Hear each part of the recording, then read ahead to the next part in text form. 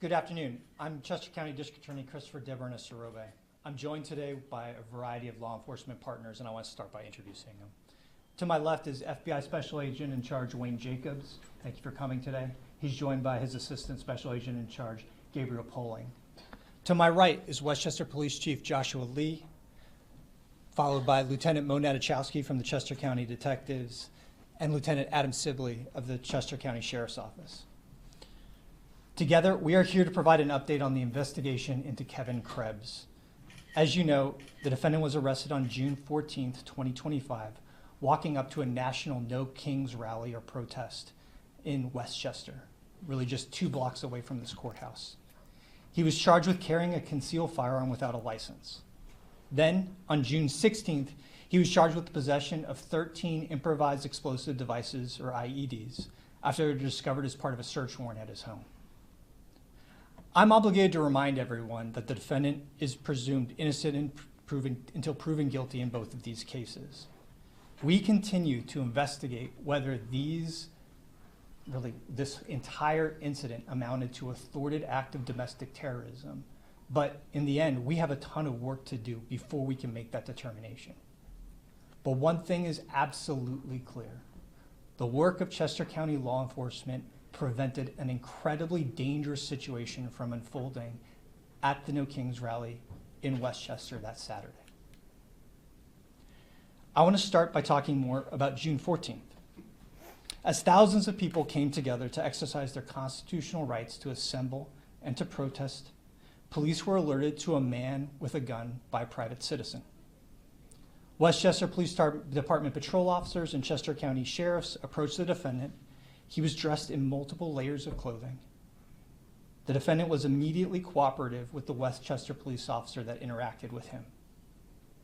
He identified that he had a handgun in the holster underneath a layer of clothing near his abdomen, and he actually allowed that officer to remove it herself. He had 2 additional magazine cartridges for that gun on his person. He claimed to have a permit to carry a concealed firearm, but in fact did not have one issued to him. On a separate jacket, the defendant also had 6 clips of ammunition on him for a rifle. That rifle had been left behind in his car.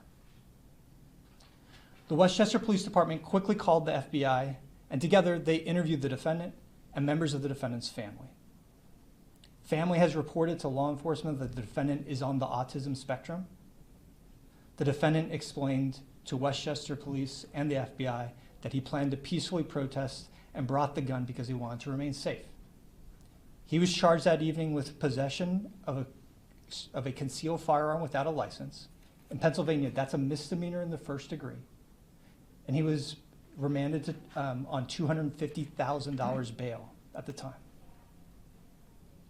So after hearing that, these facts and some others that were developed over the next few hours, my office partnered with the Westchester Police Department to execute a search warrant at the defendant's home on the 16th.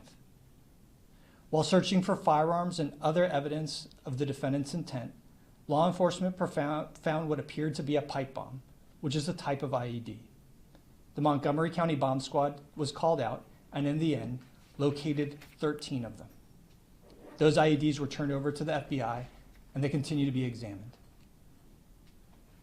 Inside the home, police found another firearm, a homemade silencer, a 3D printer, what appears to be 2 3D printed machine gun conversion devices, sometimes called switches or selectors, that could turn some of the rifles and handguns into fully automatic firearms. As part of the investigation, law enforcement also seized a number of electronics, including a cell phone, computers, and a computer server. In total, we have obtained 21 firearms that belong to the defendant.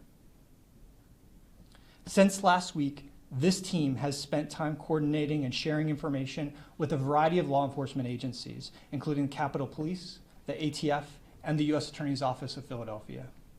We've conducted interviews, reviewed available social media posts, and submitted legal process to search other types of media. We've reviewed the defendant's employment records, worked to ensure the defendant did not have access to other areas where he could have been making more IEDs. And we've learned a few things so far, but certainly there's a lot more data for us to review. But currently I can say we have not located any sort of manifesto or pre-written plan to commit an act of terrorism at the No Kings protest or at any other location. This arrest happened the same day as lawmakers in Minnesota were assassinated. And I want to be clear, right, that this has no connection, that is a coincidence. We have nothing to see that any of this could have been connected as we all look back on that horrific case. But that said, we are still looking to gain as much insight into Kevin Krebs as possible, his bomb-making history, his mindset, and we're asking the public for help. If anyone has information about Kevin Krebs, we're asking you to call the Chester County Detectives or the FBI Newtown Square office. You can contact the Chester County Detectives at 610-344-6866 and the FBI at 1-800-CALL-FBI. This case started with a member of the public seeing something and saying something, and we need to continue to have members of the public see things and say things so that we can do everything in our power to make sure that the public is safe. So even assuming the defendant had the best of intentions, I want to make perfectly clear that the Westchester Police Department and the Chester County Sheriffs negated an incredibly dangerous situation. Just look at what happened in Salt Lake City, Utah at the same No Kings protest the same day. There, someone who was open carrying as a protector opened fire when they saw someone, in their view, be threatened and killed an innocent protester and shot another person as a result. They've been charged. This is the sort of dynamic that was negated by local law enforcement because they took a report from the public and acted on it. Now, I want to take a chance to turn the microphone over to Special Agent in Charge Jacobs to share his perspective from the FBI. Chief Lee will make some comments afterwards, and then I'll conclude with some final remarks before opening up for questions. All right. Thank you, DA. Again, my name is Wayne Jacobs. I'm the Special Agent in Charge of the FBI's Philadelphia office. Just want to make some brief comments this afternoon and just start by thanking the partners who were here, partners who were not here. I think the response to the events on the 14th and the follow-on logical investigation are a model for what law enforcement does day in and day out, which is leverage relationships to arrive at the best potential outcomes that we can. So I do want to take a minute to recognize the Westchester Police Department, Chester County District Attorney's Office, Chester County Detectives and Chester County Sheriffs, the Montgomery County Sheriff's Office Bomb Squad, the Westtown East Goshen Regional Police, and the East Whiteland Township Police, and finally the ATF, who all played critical roles. Each component agency, each individual contributed again to the outcome in terms of mitigating a potential threat on the 14th. And also echoing the DA and his comments and recognizing the actions of the citizen who reported suspicious activity to law enforcement. We talk a lot about seeing something and saying something, and again, the events on the 14th are a reminder of the shared responsibility between the public and law enforcement in ensuring the security that all of us enjoy day in and day out. Finally, I just want to remark about the way forward. Again, as the DA mentioned, this is still very early on in the investigation. We, the FBI, along with the partners, the ATF, and alike the U.S. Attorney's Office, will continue to support the DA in his office, the detectives, in whatever way they see fit and appropriate. Talked about the analysis that's going on with the pipe bombs, other technical exploitation interviews, what have you. Whatever the ask is, we stand here ready to support, as partnership is the foundation of our work. My thanks again to all the partners here and not here. I'll turn it over to Chief Lee for his remarks.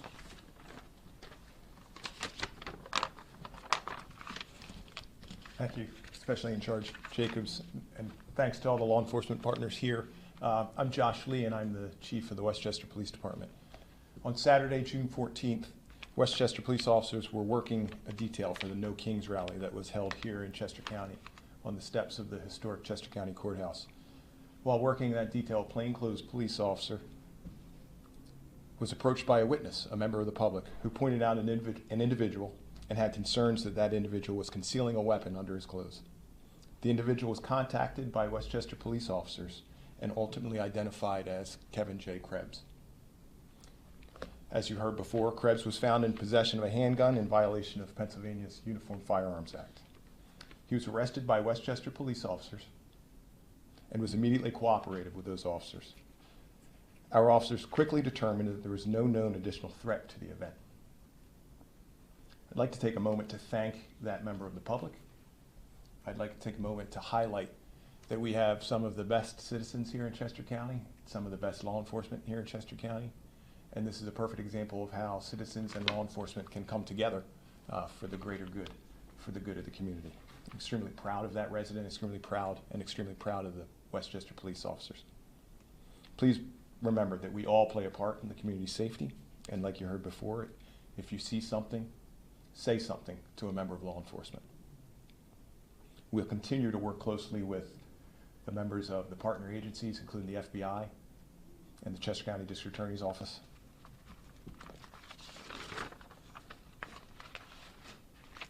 And please remember that when you come and visit Chester County and visit Westchester, it's a lovely, vibrant area. We have plenty of special events, plenty of outdoor events. Please know that every one of those events is planned for and policed accordingly. So thank you.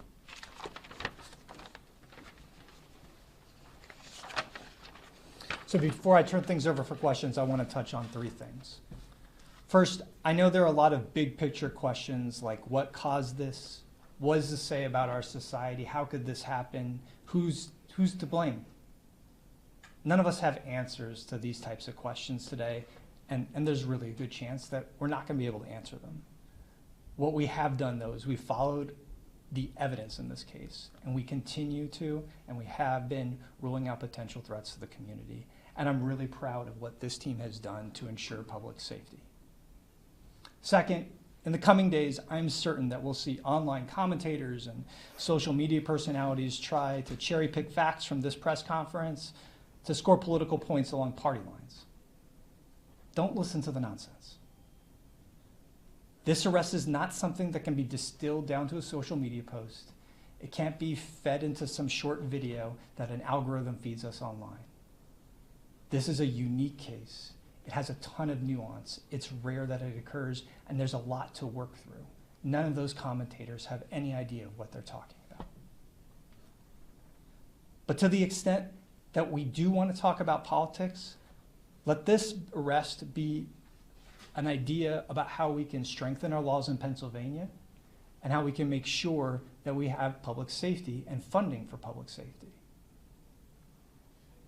Pennsylvania remains one of the states that does not outlaw switches, these machine gun conversion devices. I don't understand how in today's day and age they remain legal at the state level. Alabama passed a law making them illegal. We can do the same here in Pennsylvania. We also need to think about safe, thoughtful ways to have no flag laws, to give police, red flag laws, to give police the opportunity, based on information from the public, to temporarily disarm someone who's suffering from some sort of mental health crisis and that has access to firearms so that they can get well again. And they can do something before shooting starts.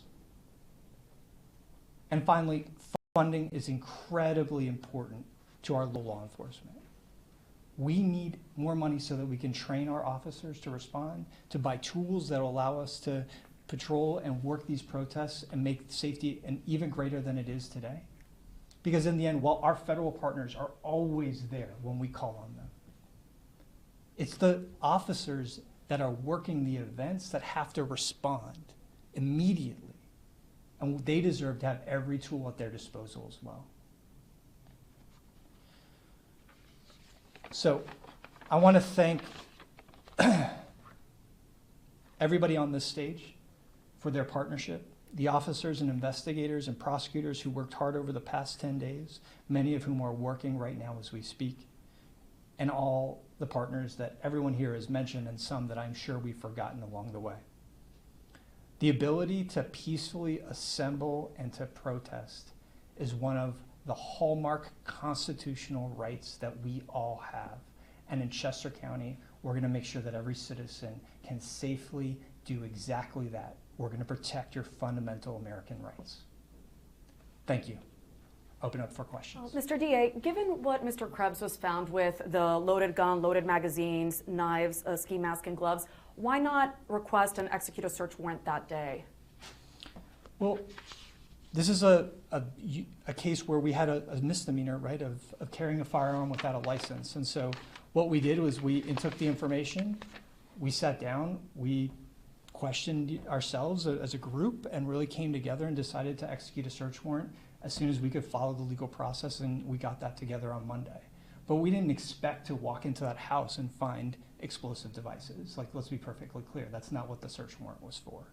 But we absolutely wanted to come together and make sure that the public was safe, and as we worked through the details as a group Sunday into Monday, we made that call and we did it. You mentioned that there were new details over the weekend that made you go back and file the search warrant. Can you share what some of those details were? Sure. I mean, we learned, for example, that he had a number of firearms that were registered to him beyond what was in his possession and in his car. And so that's one of the details that we wanted to work through to make sure that that we were getting all the firearms from him if he were to be released on bail. He's told you that he wanted to be safe when he protested, or when he took part in this protest, or came to the protest. Have you asked him why he needed all those guns and why he allegedly built pipe bombs or any of those? What's his reasoning there? Well, right, once the first arrest comes, right, then it triggers certain rights that he has, and so we're going to leave that part alone. But that's why we're doing an investigation, right? We are going to see if he wants to talk to us. We would absolutely listen in the future. Right now, we're working through everything that we have, including his cell phone and other things, to see if there's any sign of his intent. Did he indicate to you what position he had about that protest? Was he opposed to No King's Day? Was he supportive of it? Was he? I think as we are working through all of that, right, because I don't want to take any one individual's word for anything, but we are working through all of that. What I will say is that I think he's not necessarily someone, with the information we have from family and some things that we've been looking at, he's not necessarily a super partisan person where he's going to do all what one party says and all what one party doesn't say. But he was there because he wanted to protest some of the policies of the Trump administration. Mr. Krebs wrote on social media about attending the Tesla protest on May 17th, where he and other protesters were attacked by a Ford truck rolling coal. He said in his post that the cops did nothing. I spoke with the Westtown East Goshen interim police chief. They said they spoke with the driver and took appropriate action. Can you provide more info on that incident, and do you think it may have had an impact on why he came to the No Kings protest with a gun? I can provide just that I'm aware of that incident. We have been investigating his presence there. But no, I can't give you unique insight into what is going through his brain with regard to that. Did he have a gun switch? You mentioned the gun switch, but is that something that he was found in possession of? He was not, when he was taken into custody on the 14th, he did not have that on him, and it was not in his car. Chris? Was it in his house, though? Sorry, just to clarify. It is in the house, yes. Okay. You mentioned that snippets would be taken, and there's a lot of nuance. Understanding we've been sitting here for 20 minutes, not asking you to rehash everything, but what's the important nuance to keep in mind when you look at this case and we have to put this together in a minute and a half? What's the important nuance for us to keep in mind as we do that? Yeah, I'm sorry to laugh, but the other minute and a half is always a task that I don't envy for you folks here. So thank you for your work at doing that. Pennsylvania is an open carry state, right? So if someone wanted he has a right to have firearms, he just didn't have a right to have it concealed. So on one hand, we're trying to balance rights versus is this an act of terrorism versus is this someone who's fascinated with explosives, right? And that's why we want to be fair to everyone. We're here to sort of make sure that our lack of, I was fearful I wanted to come here today because I felt like we hadn't gotten out and addressed the situation and the members of the community might be fearful based on that. We're here doing everything we can to make sure that the community is safe. I think we've done that. We're going to continue to cross things off of our list, But we feel like we're in a really good spot here to say that we have the main actor in custody, the actor in custody, really, and that everyone is safe. And we're going to continue to work through it to determine whether it meets some FBI threshold, like sort of internal looking about a larger terrorism cell piece, which is not present currently, or whether this is someone who's just fascinated with explosives, you know, and that's what we look at.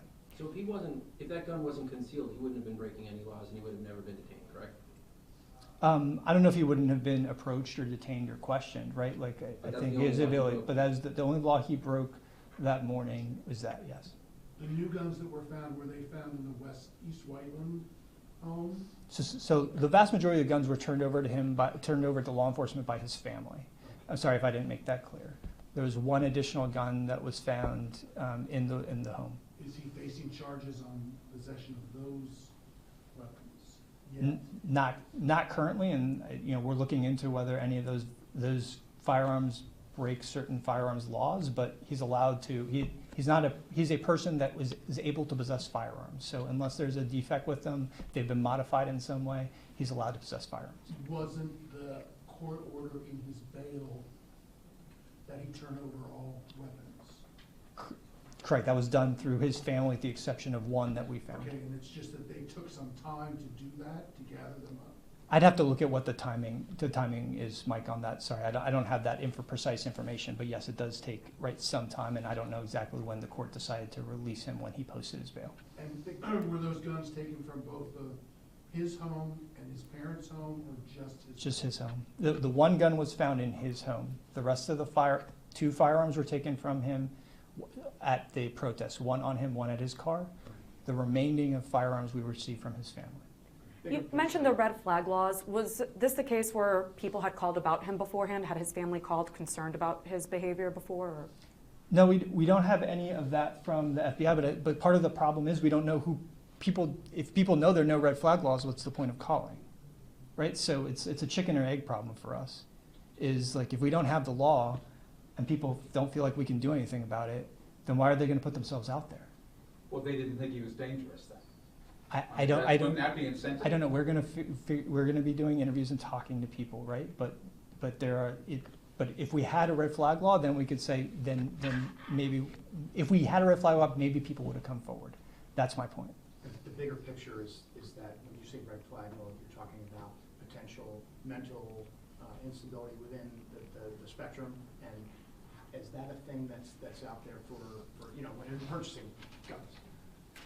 No, I'm trying to understand the question a little bit more, but red flag laws, and there are a variety of them across the country, right, deal with people who are in some sort of mental health crisis and incapable of, in someone's belief, they need to be evaluated before they can get their guns back. Every states have different nuances to those. I have no idea whether they would apply to his being on the autism spectrum or not, but that's how those laws work. And in the end, we need every tool we can to make sure that we are achieving that balance of upholding people's constitutional rights and keeping people safe. These laws have been upheld before, and it's another tool that we could use in Pennsylvania to be able to do that. What are the laws regarding pipe bombs or IEDs? Is it illegal to have them, or? Yes, right beyond like the basic fireworks, right, that are legal, right, and I can write some more or send you some more information on precise detail of what the mixture is, but they're both federally illegal and they're both illegal in Pennsylvania. So is it fair to say, from what you're telling us, that that's a criminal act? Now the investigation is looking to see if there was a broader intent.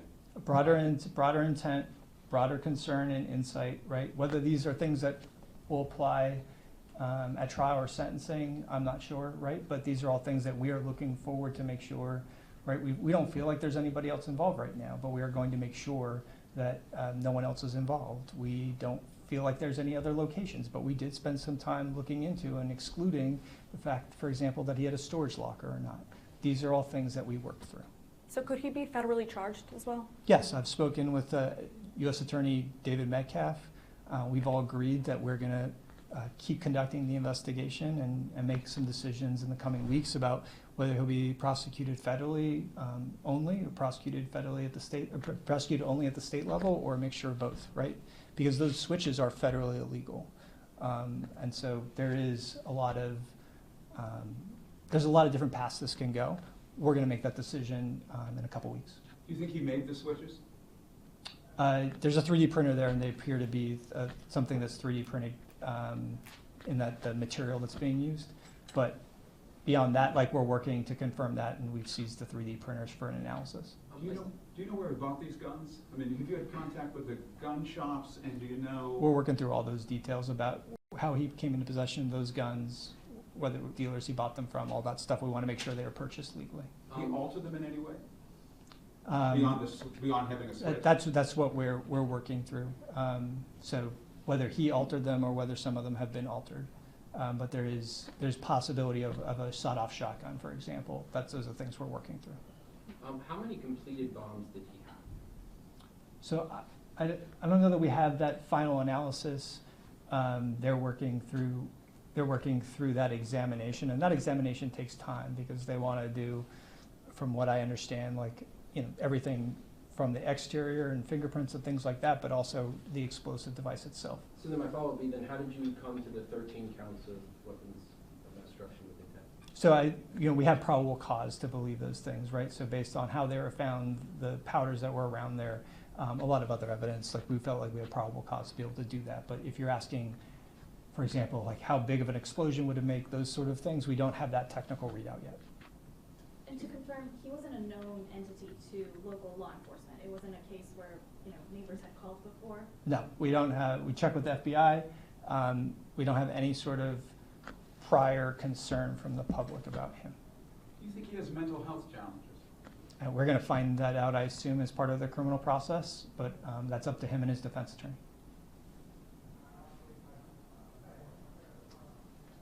Oh, just to confirm, he was out there alone at that protest. Sorry, what? Was he out there alone at that protest? Yes. Talk to his brother. He lived with his brother? Yes. Now, so his parents turned over that sort of group of guns, or his brother turned over the group of guns? I'd have to check, but I believe it was his parents that turned over the grouping of guns. I'm not sure how his brother was involved. His family. So I think what's clear is his family has been cooperative, and they've talked with us, and that's how we call it. They've been very cooperative with us, and obviously turned in the guns that they could find. And those guns were at his house, at their house, not at his. The family actually knew that he possessed these guns, and they were in their home, and they brought them to you. Is that right? I don't know my understanding, but I'm not 100%. My understanding is they were at his house. They went and got them at his house. Can you fill the gap as to, once he was, his family paid his bail and he was out till when you guys arrested him again, what was he doing during that time frame? He was with his family. He wasn't allowed to go back to his house, is my understanding, and he was sort of he was staying at his parents' house and in their purview. All right, well, if there are no other questions, thank you folks for coming out today.